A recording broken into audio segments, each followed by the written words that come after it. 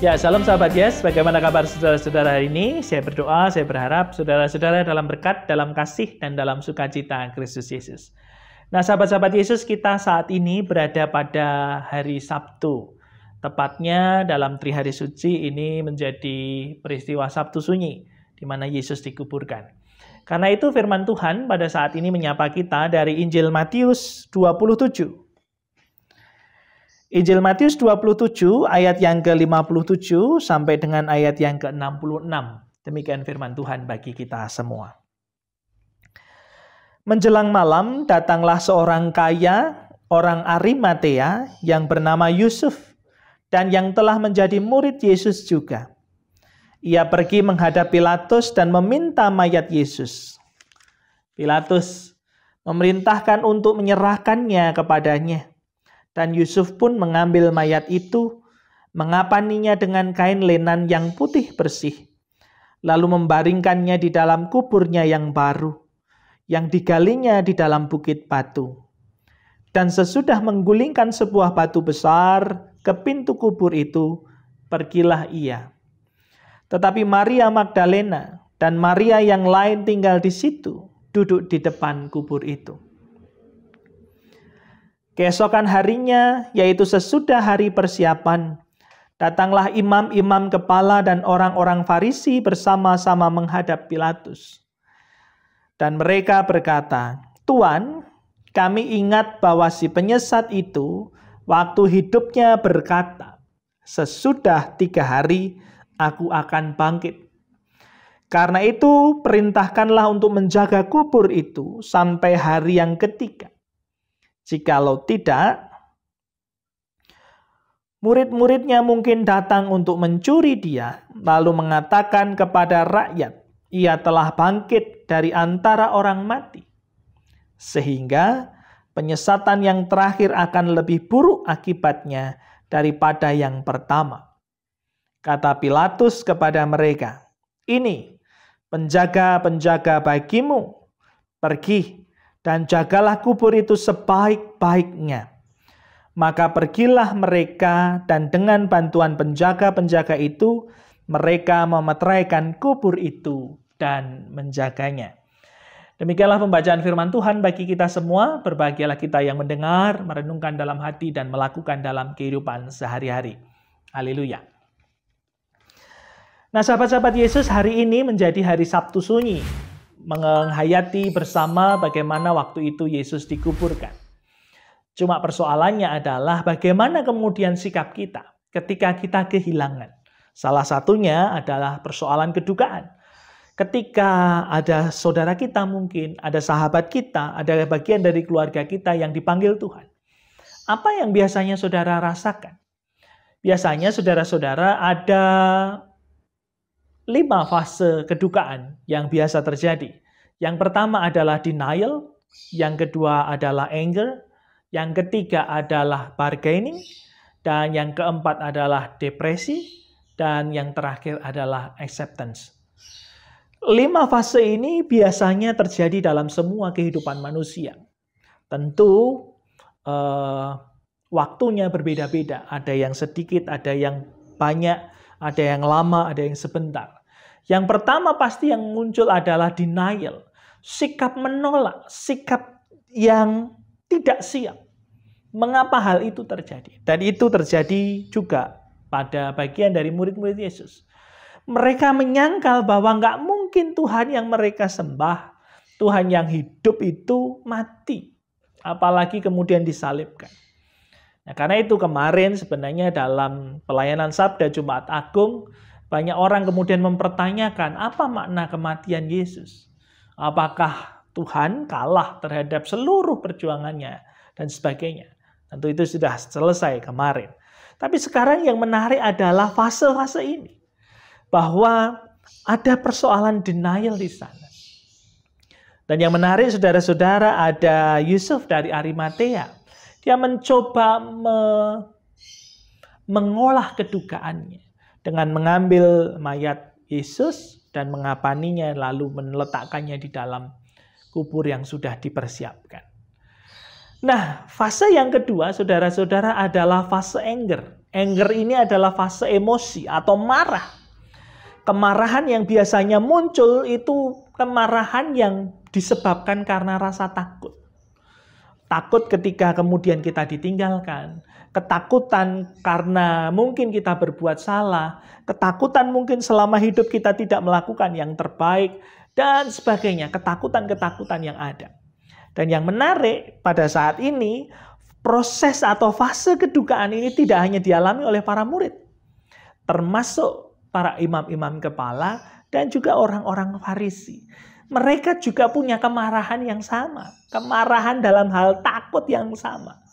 Karena itu menarik firman Tuhan saat ini. Karena apa? Karena kemudian para imam-imam ini datang kepada Pontius Pilatus. Minta supaya kuburnya dijaga. Ketakutannya lebih banyak pada persoalan yang rasional. Kenapa? Karena dia mengingat Tuhan Yesus pernah bersabda bahwa 3 hari kemudian dia akan bangkit. Karena itu dia takut siapa tahu betul-betul ini terjadi. Dan dengan berbagai alasan yang ada. Nah karena itu sahabat-sahabat Yesus sebenarnya menarik apa yang kemudian menjadi firman Tuhan ini. Sebab kejadiannya sama. Tetapi ada 2 sudut pandang yang berbeda untuk melihatnya. Bayangkan para murid-murid dalam dukanya, dalam proses denialnya, dalam proses angernya, kemarahannya, mereka seakan-akan viblok. Jadi pemahamannya mereka seakan-akan tertutup karena ketakutannya. Sehingga mereka melupakan ada janji sabda luar biasa bahwa 3 hari kemudian Yesus akan bangkit. Tetapi peristiwa ini dilihat oleh para imam-imam kepala bahwa denialnya, kemudian proses angernya, proses kemarahannya, mereka ketakutan. Jangan-jangan benar nih. Besok 3 hari bangkit ini. Nggak bisa ini. Wah, apalagi nanti, ada cerita dan sebagainya. Mereka juga merasakan ketakutan yang sama. Kemudian prosesnya adalah mereka menghadap Pilatus untuk kubur itu disegel. Nah, sahabat-sahabat Yesus dimanapun saudara berada, ini kemudian memanggil kita. Ini kemudian mengajak kita berefleksi. Jika demikian, apa yang kemudian bisa kita pahami? Apa yang kemudian bisa kita ambil dari firman Tuhan ini? Mungkin peristiwanya sama. Bahwa penyaliban Kristus, kemudian besok pagi kita menghayati kebangkitan Kristus, bisa saja dimaknai beragam, bermacam-macam. Tetapi, apakah kemudian kebangkitan Kristus itu bermakna pribadi, personal atas dirimu, atas kehidupanmu? Sebab orang bisa saja menafsirkan berbeda-beda. Tetapi, bukan itu tujuan Kristus hadir di dunia ini. Bukan itu tujuannya Kristus disalibkan. Karena itu dalam pengakuan iman rasuli kita mengatakan bahwa dia disalibkan, mati dan dikuburkan. Itu tidak titik, tidak berhenti. Tetapi dalam pengakuan iman kita mengatakan bahwa ketika Yesus dikuburkan, dia turun ke dalam kerajaan maut. Dan pada hari yang ketiga, dia bangkit dari antara orang mati. Ada sesuatu yang dikerjakan oleh Yesus. Yesus tidak kalah oleh persoalan kematian. Tetapi justru kematian itu membawanya bertemu dengan kuasa maut. Sehingga dalam pengakuan iman kita, dia mengatakan, kita semua mengatakan bahwa mati, dikuburkan, turun ke dalam kerajaan maut. Ada misi, ada tugas yang dilakukan oleh Yesus. Apa itu? Menyelesaikan persoalan antara kematian sebagai upah dosa diganti kematian sebagai jalan masuk pintu ke dalam kerajaan sorga. Yesus hadir di sana untuk menebus semua manusia dari persoalan kematian. Sehingga bagi kita orang percaya, kematian bukan sesuatu yang ngeri lagi. Bukan sesuatu yang selesai, bahkan kekalahan. Tidak. Tetapi kematian adalah menjadi pintu kita berjumpa dengan Bapa di sorga. Nah, karena itu hari ini kita menghayati bahwa Kristus mati bukan berarti kalah. Bukan berarti kemudian tidak berdaya apapun. Dia datang menghampiri kuasa maut dan mengalahkannya untuk menebus semua manusia. Karena itu, mari kita berdoa. Bapa, kami bersyukur untuk sabda-Mu saat ini ya Tuhan. Sungguh Bapa, melalui sabda ini kami dikuatkan, kami diteguhkan. Terlebih dalam iman percaya kami sebagai anak-anak-Mu, bahwa kematian bagi setiap umat Nasrani bukan kekalahan, bukan kegelapan, dan tidak lagi menakutkan. Sebab justru di dalam kematian kami mendapatkan kehidupan yang baru, kehidupan kekal di sorga, kehidupan yang kedua. Dan itu semua kami dapatkan karena anugerah Tuhan, anugerah Allah melalui pengorbanan Kristus dan juga kebangkitannya. Karena itu Bapa, ajarkanlah kami menghayati cinta-Mu ini dan tetap percaya dan bersandar bahwa keselamatan kami hanya di dalam satu nama, Tuhan Yesus Kristus. Amin. Nah, karena itu sahabat-sahabat Yesus dimanapun saudara berada, mari teguhkanlah iman kita kembali. Bahwa Yesus disalibkan, mati bukan berarti kalah, bukan berarti selesai, bukan berarti kemudian dia tidak berdaya apapun. Tidak. Melalui pengakuan iman kita jelas di sana kita menghayati, kita mengikrarkan, kita percaya bahwa Yesus itu turun ke dalam kerajaan maut untuk menebus manusia dari dosa-dosanya.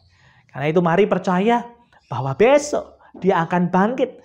Yesus akan hidup. Berarti kehidupan saudara dan saya menang atas kuasa maut. Karena itu tetap semangat, tetap hidup dalam sukacita, tetap setia dan bersandar kepada Kristus Yesus. Dan percayalah, Tuhan Yesus berkati saudara-saudara.